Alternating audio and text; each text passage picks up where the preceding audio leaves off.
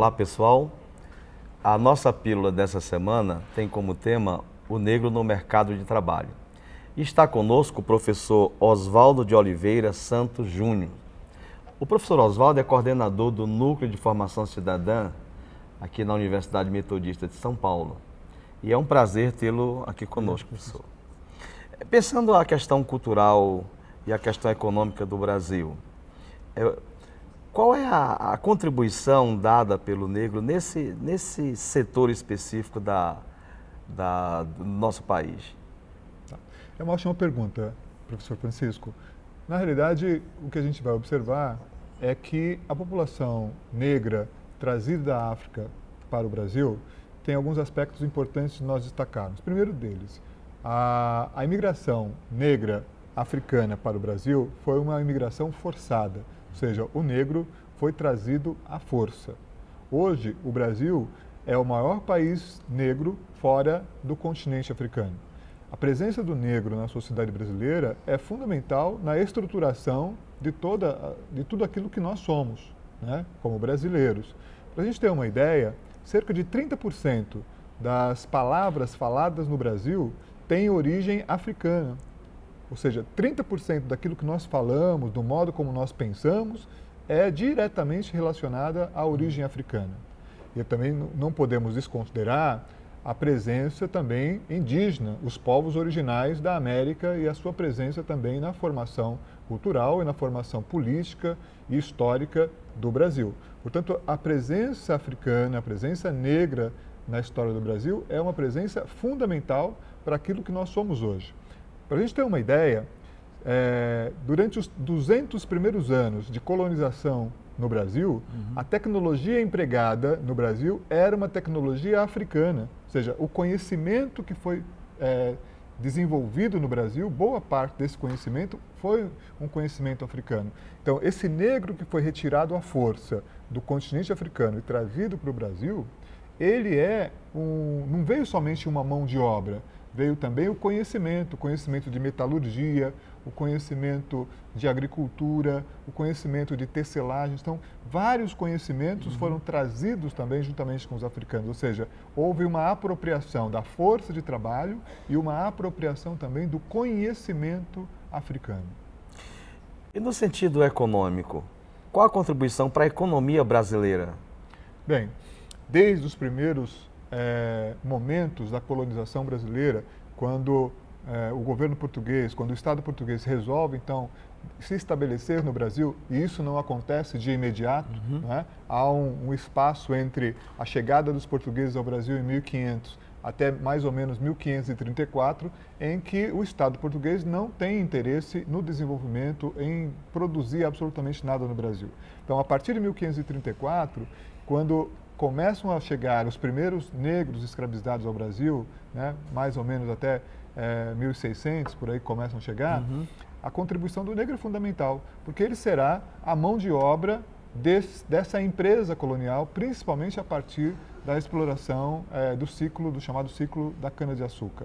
Né? Ou seja, quem é que vai construir esses engenhos? Quem é que vai produzir nesses engenhos? São os negros africanos, né? Que vão ser a mão de obra principal explorada, escravizada nesse processo.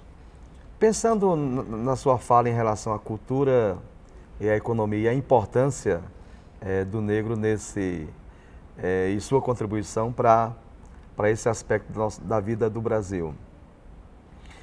Quem é o negro hoje na sociedade? Apesar, por exemplo, do IBGE, em suas estatísticas, pontuar e destacar uma população imensa de negros, mais da metade da população se diz negra no Brasil. Quem é o negro hoje na sociedade? Como ele é representado?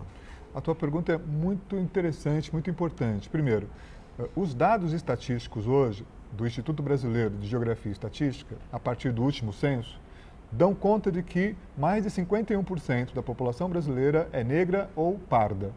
E a gente tem que considerar que esta é uma questão de autodeclaração, ou seja, não é o IBGE quem coloca esse dado.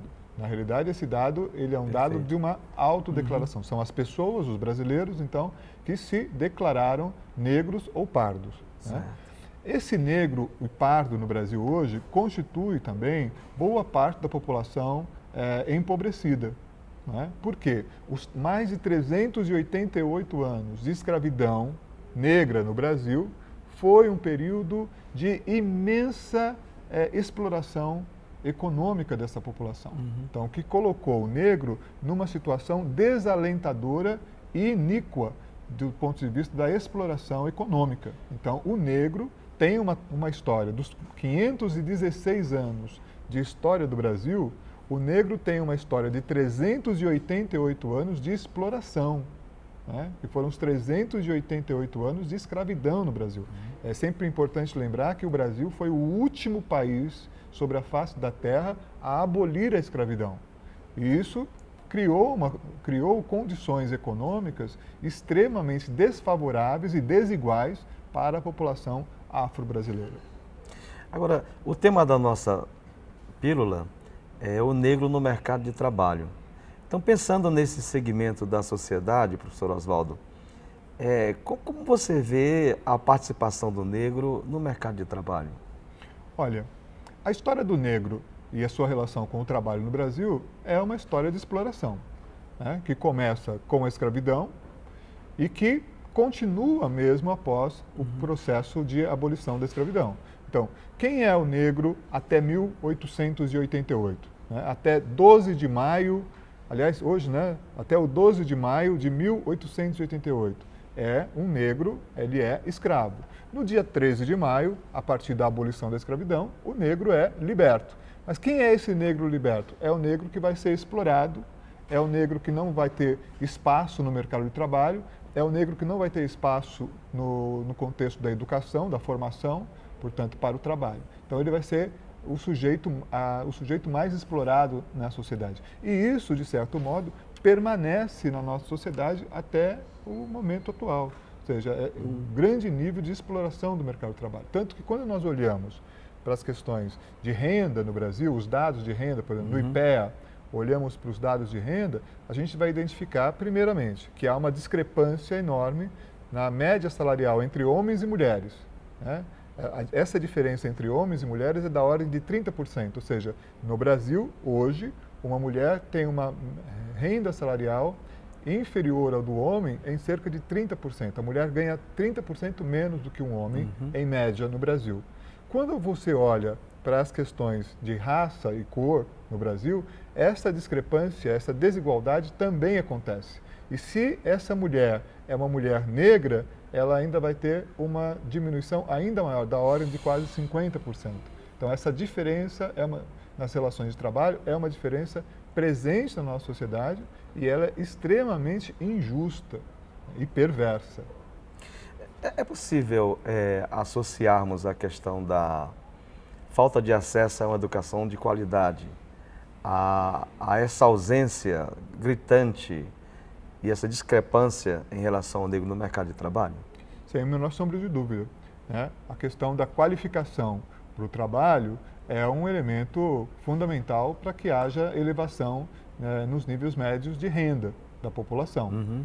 E quando você olha que há uma defasagem brutal do ponto de vista da educação da população afro-brasileira, isso vai ter uma consequência também nas suas relações de trabalho. Perfeito. O que, no caso do Brasil, nos últimos anos, a gente foi percebendo uma lenta, muito lenta mudança nesses processos por conta, por exemplo, das cotas nas universidades, né, das políticas de ações afirmativas. Tudo isso possibilitou uma coisa muito importante, que foi uma maior integração do negro no mercado de trabalho, né? Então, esse é um processo que tem acontecido no Brasil nos últimos anos, mas que é um processo, infelizmente, muito lento e que recebe, por boa parte da sociedade, uma oposição, né, que não consegue compreender os 388 anos de escravidão no Brasil.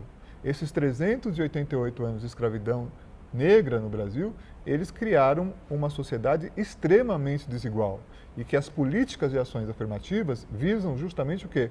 Um processo de reparação dessa história e tentar integrar efetivamente o negro no mercado de trabalho e na sociedade como um todo. Perfeito. Nós queremos agradecer a participação do professor Osvaldo em nossa pílula E queremos convidá-los a estar conosco na nossa próxima pílula, que tratará do tema O que é cidadania. Nos vemos então na próxima pílula. Até logo, pessoal.